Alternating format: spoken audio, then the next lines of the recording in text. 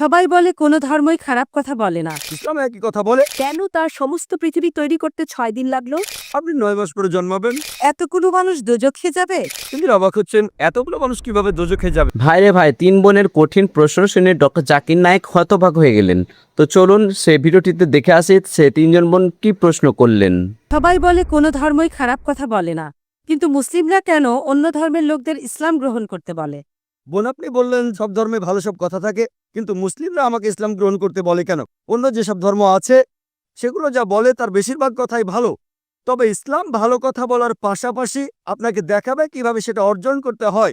আমি উদাহরণ দিয়েছি, সব ধর্মই বলে চুরি করো না, ইসলাম একই কথা বলে, তবে ইসলাম দেখিয়ে দেয় কিভাবে সেই অবস্থানে যাবেন যেখানে কেউ চুরি করে না। জাকাত দেন, সাহায্য করেন, এরপর কেউ চুরি করলে তার হাত কেটে ফেলেন, তাহলে চুরি করা বন্ধ হয়ে যাবে, কোনো অপরাধ থাকবে না। এজন্যই আমি বলেছিলাম যে ইসলাম ভালো কথা বলার পাশাপাশি আপনাকে দেখিয়ে দেবে কিভাবে সেটা অর্জন করতে হয়। যদি সর্বশক্তিমান আল্লাহ যে কোনো কিছুই তৈরি করতে পারেন, কেন তার সমস্ত পৃথিবী তৈরি করতে 6 দিন লাগলো?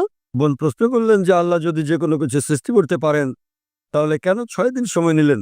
বোন, আল্লাহ যদি চাইতেন একদিনে সৃষ্টি করতে পারতেন, তখন আপনি বলতেন যে কেন একদিনে তৈরি করেছেন, 6 দিনে কেন নয়?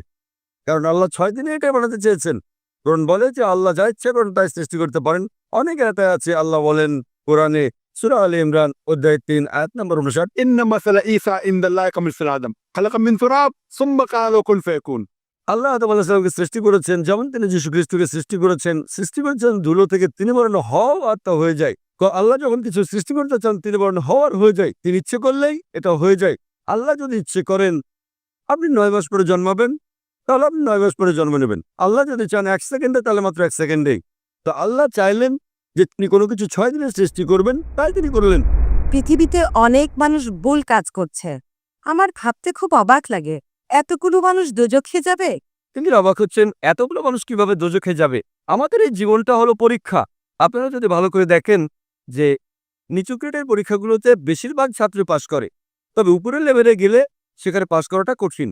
উদাহরণস্বরূপ কোনো কঠিন পরীক্ষায় বসেছেন, যেমন মেডিকেল কলেজে ভর্তি হতে গেলে আপনাকে পড়তে হবে, খাটাখাটনি করতে হবে, পড়াশোনা করতে হবে। একইভাবে বেহেশতে যেতে গেলে এটা সহজ কাজ না, এটা মেডিকেলে ভর্তির চেয়েও অনেক কঠিন কাজ। তাই এটা আসলে পরকালের জন্য পরীক্ষা। যারা আল্লাহর নির্দেশগুলো মেনে চলবেন তারা ইনশাআল্লাহ বেহেশতে যেতে পারবেন।